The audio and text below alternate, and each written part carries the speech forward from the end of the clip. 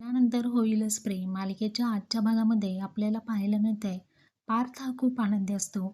एकटाच बसून जिन्यावरती तो हसत असतो. नंदिनी वरती चाललेली असते तेव्हा ती पार्थला पाहते आणि म्हणते की काय हो पार्थ, एकटेच तुम्ही हसताय? त्यावरती पार्थ म्हणतो हो, आता खूप मोठं कोडं सुटलेलं आहे आणि माझी जुनी सवय आहे.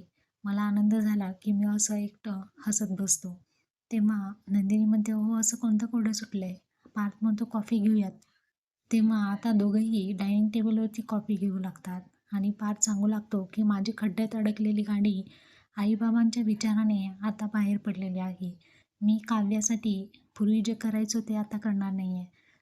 नात्यासाठी मागे लागणार नाही आहे. माझ्यासोबत छान वागा असं त्यांना फोर्स मी करणार नाही. परंतु एका वेगळ्या अँगलने मी त्यांच्याबरोबर नातं निभावणार आहे.